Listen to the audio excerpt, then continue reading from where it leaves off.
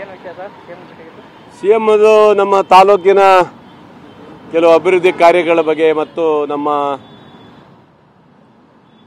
ಸಾಗರ ತಾಲೂಕನ್ನು ಜಿಲ್ಲೆಯಾಗಿ ಮಾಡಬೇಕು ಅನ್ನೋದು ನಮ್ಮದೊಂದು ಕನಸಿತ್ತು.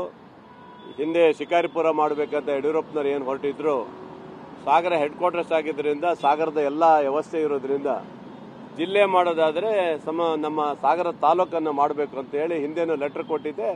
ಮತ್ತೀಗ ಅದ್ರ ಬಗ್ಗೆ ಪ್ರಸ್ತಾಪನೆ ಮಾಡಲಿಕ್ಕೆ ಬಂದಿದ್ದೇನೆ.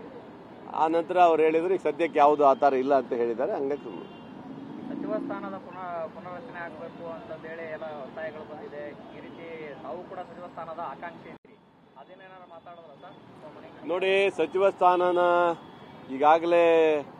ಈಗಾಗಲೇ ಒಂದು ಸೃಷ್ಟಿ ಆಗ್ತಾ ಇದೆ, ರಾಜ್ಯದಲ್ಲಿ ಸುದ್ದಿಗಳಾಗ್ತಾ ಇದೆ. ಇದನ್ನ ಹೈಕಮಾಂಡ್ ಮತ್ತು ರಾಜ್ಯದ ನಾಯಕರುಗಳು ತೀರ್ಮಾನ ಮಾಡ್ತಾರೆ. ಅದರಿಂದ ನಾವು ಯಾವುದೇ ಗೊಂದಲ ಮಾಡ್ಲಿಕ್ಕೆ ಹೋಗೋದಿಲ್ಲ.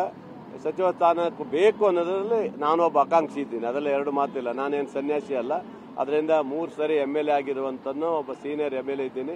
ಹಾಗಾಗಿ ಸಚಿವ ಸ್ಥಾನದ ಆಕಾಂಕ್ಷಿ ಅಂತ ನಾನು ಇದೀನಿ ಬಿಟ್ರೆ ಯಾವುದೇ ಗೊಂದಲ ಮಾಡುವಂತದ್ದು ಏನೂ ಇಲ್ಲ. ಅವರು ಅವರ ಕೊಡುವಂತ ನಿರ್ಧಾರಕ್ಕೆ ನಾವು ಬದ್ಧರಾಗಿರ್ತೀವಿ. ಸಿಎಂ ಮತ್ತೆ ಅವ್ರನ್ನ ಹೈಕಮಾಂಡ್ ನ ಭೇಟಿ ಮಾಡಿ ಹೇಳುವಂತದ್ದು, ಅವ್ರ ಗಮನಕ್ಕೆ ತರುವಂತದ್ದು ಎಲ್ಲ ಮಾಡಿದೀವಿ. ಸಿಎಂ ಅವರು ಮಾತಾಡಿದ್ದೀವಿ, ಹೈಕಮಾಂಡ್ ಗಮನಕ್ಕೂ ತಂದಿದ್ದೀವಿ.